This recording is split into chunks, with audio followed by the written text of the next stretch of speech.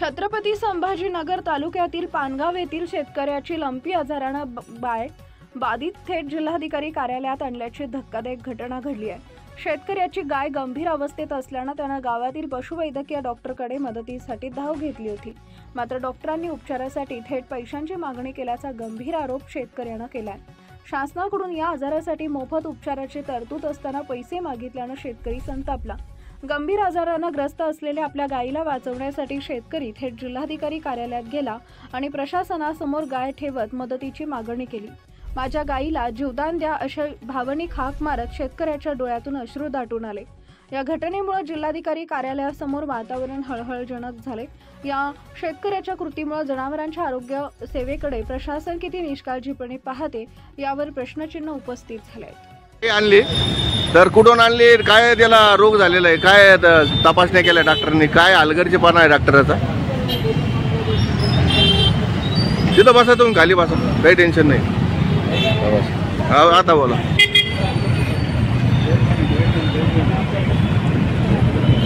बोला ना भाऊ तुम्ही।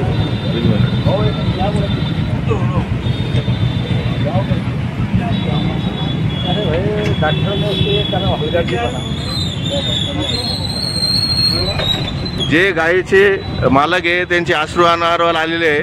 अक्षरशः जे गायीची परिस्थिती झालेली आहे ते गायी अक्षरशः त्याच्या पूर्ण शरीरावर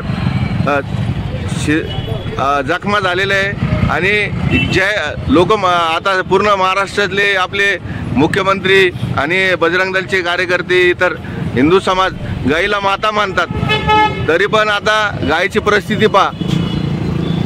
डॉक्टरच्या हलगर्जीपणामुळे आणि जे गायचं मालक आहे ते अक्षरशः जिल्हा आपला घाटी रुग्णालयामध्ये ॲडमिट होते, त्यांचं ऑपरेशन होतं आणि त्याच्यानंतर ती गायीची परिस्थिती अशी त्यांनी त्याच्याकडे पाहिलं नाही, ते ॲडमिट असल्यामुळं आता ती परिस्थिती आणि जे मालक आता स्वतः बसलेले। भाऊ काय सांगणार, तुमची जी गायीची परिस्थिती झाली काय झालं नेमकं याच्यासोबत? एक मिनिट ओके। कोणत्या दवाखान्यात गेले होते तुम्ही आणि कुठल्या असा? करमाड तर कोणतं गाव? बनगावचे का? बरं, हे गायीवर जे जखमा झालेले आहे किती दिवसापासून ते कोट्यामध्ये बांधलेली होती? 25 ते 26 दिवस। बरं, त्याला चारा पाणी कोण करत नव्हता का? मुलगा होता माझा, मग मुलगा आहे। हां, आतापर्यंत 10 ते 12 हजार रुपये खर्च झाला। पशुवैद्यकीय अधिकारी आले नाही तुमच्याकडे? आलेले होते। मग पैसा द्यायला तर येते मला, पैसे मग नाही येत। पैसे दिले येते।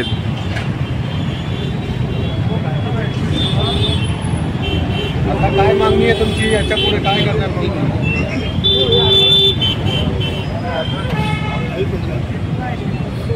आता काय मागणी आहे तुमची? मला हिला जीवनदान पाहिजे। कोणावर तुम्ही आरोप करता? डॉक्टरवर काय कारवाई व्हायला पाहिजे? डॉक्टरवर कारवाई काही नाही, हिला जीवनदान द्यावं त्यांनी। गायला जीवनदान द्या। मला काही केलं? तुमच्याकडे किती गुरं आहे तुमच्याकडे? अजून 4-5 आहे। त्यांची काय परिस्थिती? याच्यातली गाईलाच काय आजार झाला त्याला?